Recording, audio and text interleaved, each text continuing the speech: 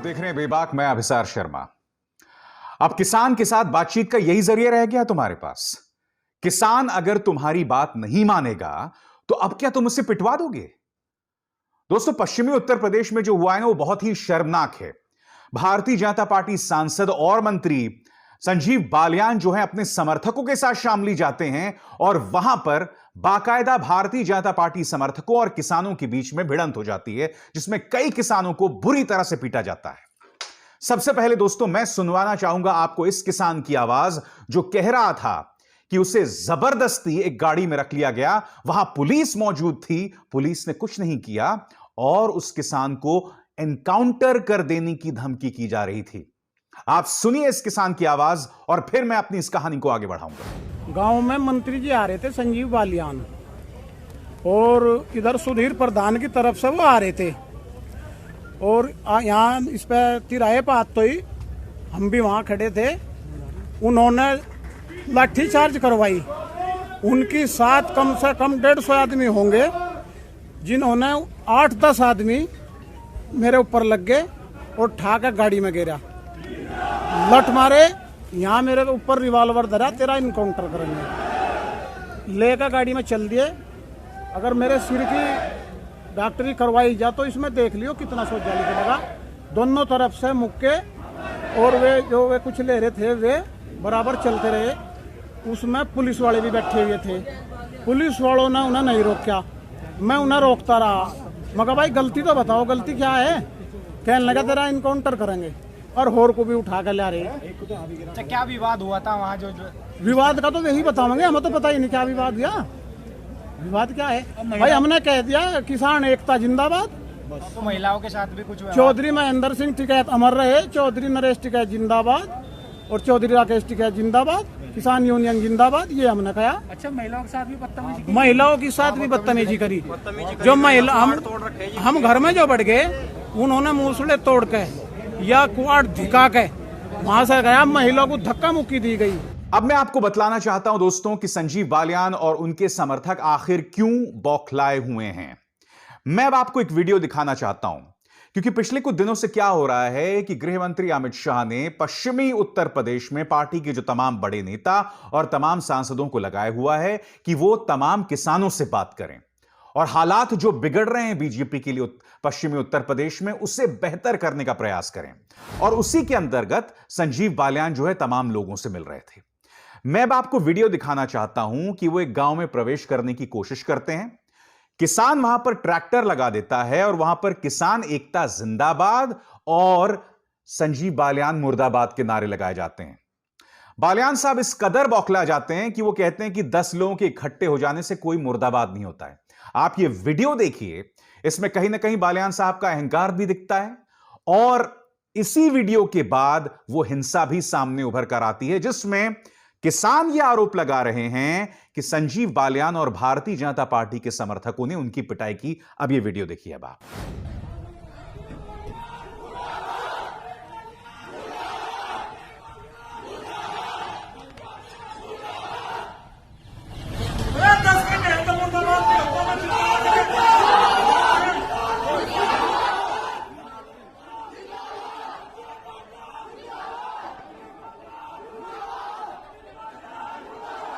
दोस्तों, अब मैं आपको वीडियो दिखलाने जा रहा हूं एक ऐसे आदमी का जिसके चेहरे पर आप साफ तौर पर चोट देख सकते हैं और इनकी नाराजगी को आपको समझना होगा।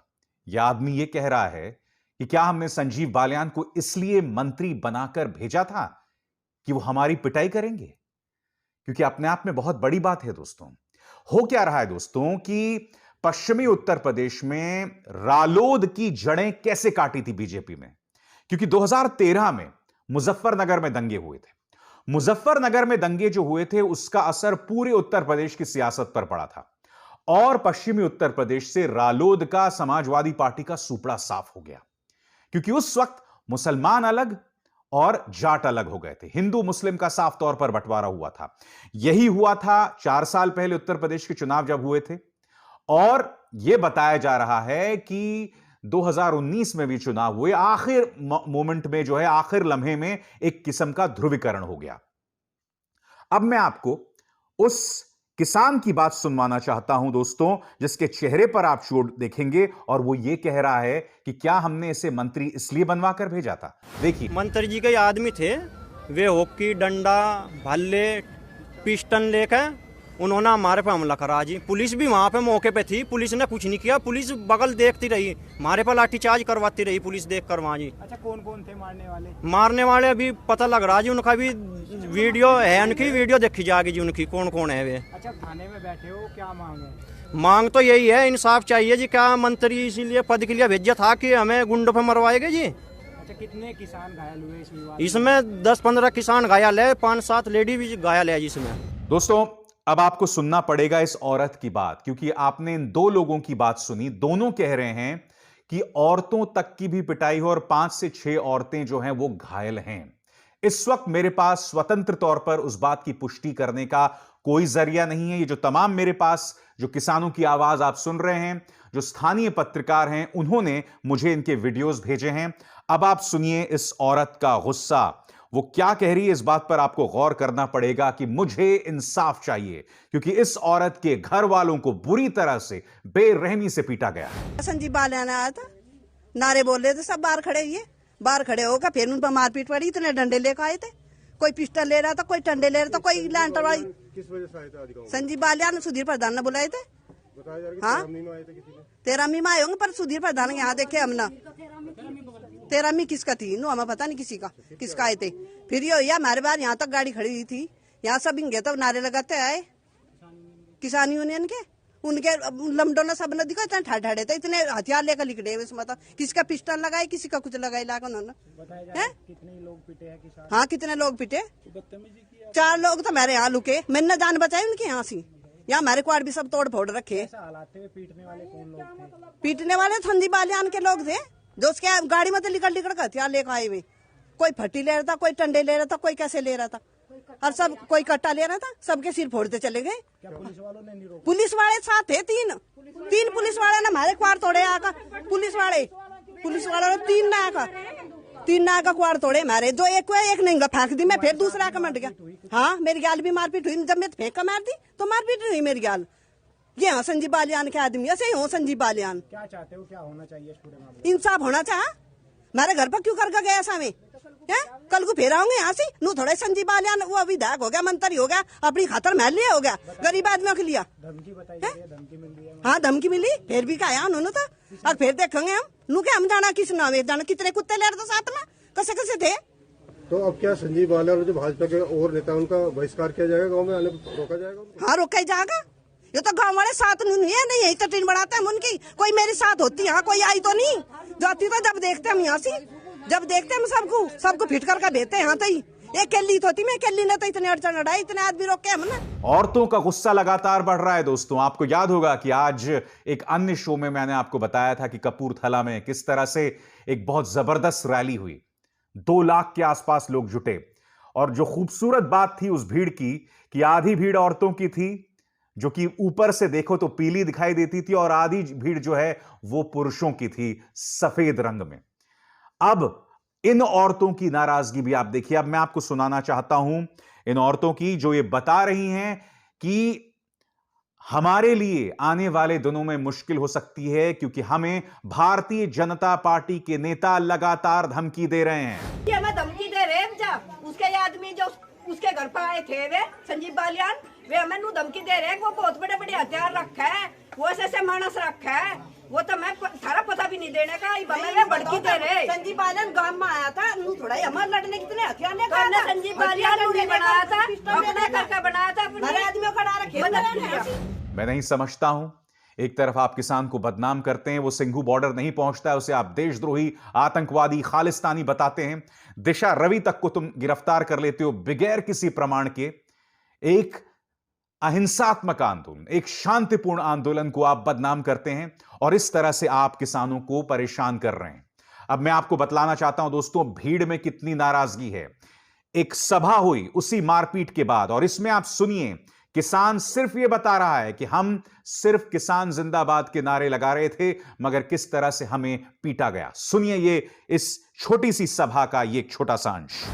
अगर 2 बार पुनः किसान एकता जिंदाबाद बोलनी थी और उन्हें उसके गुंडे और हमारे पुलिस वाले साथ में उन्हें पीटते हैं और घर में से यहाँ तक वाड़ तोड़ के एक भाई को गाड़ी में लेकर आए गिर के अपने घर में अपने भाइयों पे अपने बुजुर्गों पे अपने चाचाओं पे लट चलवाता हो और वो कहता हो पकड़ो बहन के लोगों को। ये छोटी मोटी बात नहीं है।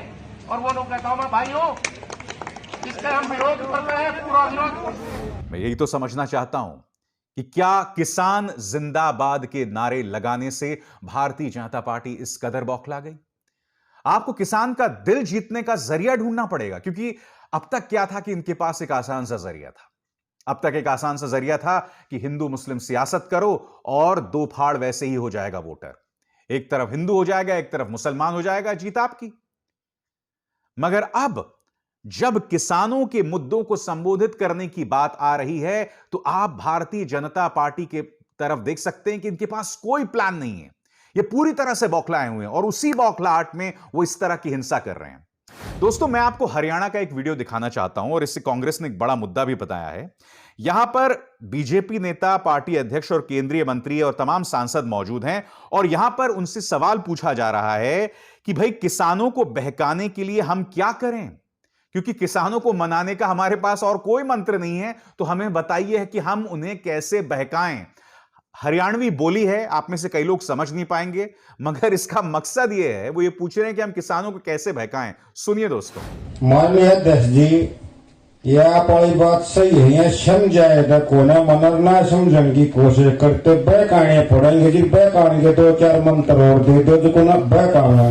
कांग्रेस ने इसे एक बहुत बड़ा मुद्दा बना दिया है। आप देख सकते हैं इस मुद्दे पर कांग्रेस नेता रणदीप सुरजेवाला ने भी ट्वीट किया है। मगर मैं भारतीय जनता पार्टी को एक नसीहत देना चाहता हूं कि क्या आपके पास किसान से संवाद के दो ही तरीके बचे हैं? एक तरफ बहकाओ, जैसा कि यहां पर ये सज्जन पूछ रहे थे। दूसरा, उनकी पिटाई करो, जैसा कि शामली के अंदर हुआ है। और हां, एक तीसरा तरीका भी है, उसे बदनाम करो। मैं ये समझना चाहता हूं भारतीय जनता पार्टी अपने अहंकार में आखिर क्यों इस कदर डूबी हुई है। आप इस तरह से कैसे कर सकते हैं, मैं ये समझना चाहता हूं आप लोगों से। किसान को या तो बदनाम करो, धमकाओ, डराओ या फिर बहकाओ। यह बता रहा है कि भारतीय जनता पार्टी का क्या चाल चरित्र चेहरा है। अब भी मौका है, इसलिए नहीं कि आपको राजनीतिक नुकसान होगा। भारतीय जनता पार्टी जीते या हारे वो मेरा मतलब नहीं है। मैं एक पत्रकार हूं, मैं सिर्फ आपके सामने मुद्दे लाऊंगा। जीतना हारना और आपको किसके लिए वोट देना है, यह काम विरोधी पार्टियों का है। मैं सिर्फ बीजेपी को यह नसीहत देना चाहता हूं कि अगर आप किसान को इस तरह से बदनाम करेंगे तो आप देश को अराजकता की तरफ ढकेल रहे हैं। आप देश को ढकेल रहे हैं एक ऐसी अनिश्चितता की तरफ जहां आप अन्नदाता तक को बदनाम कर रहे हैं। वो अन्नदाता हिंसक नहीं हुआ है आजाद भारत के इतिहास में, आप उसे बार बार भड़का रहे हैं। मैं नहीं भूला हूं किस तरह से सिंघू बॉर्डर पर, गाजीपुर बॉर्डर पर किसान शांतिपूर्ण ढंग से धरना दे रहा है और आप अपने गुर्गों को भेज देते हैं देश के गद्दारों को गोली मारो वाले नारे लगाने के लिए। जहां उसका टेंट है उसमें घुसकर लोग टेंट को तोड़ने लगते हैं। यह मत कहिए कि ये आम इंसान है, इनमें से कोई आम इंसान नहीं है। भारतीय जनता पार्टी को समझना होगा कि ये सिर्फ और सिर्फ आपके लोग हैं। इसलिए मेरी आपसे प्रार्थना है कि मेरे किसान को, मेरे अन्नदाता को बदनाम मत कीजिए। वो सिर्फ अपने हक की आवाज के लिए खड़ा हुआ है, अपने हक की बात के लिए खड़ा हुआ है। उसकी आवाज को ना सुनो वो एक अलग मुद्दा है, मगर प्लीज उसे बदनाम ना करें और उसे उस तरह से टारगेट ना करें जो कि सामने दिखाई दे रहा है। बेबाक में बस इतना ही। अभिसार शर्मा को दीजिए इजाजत। नमस्कार।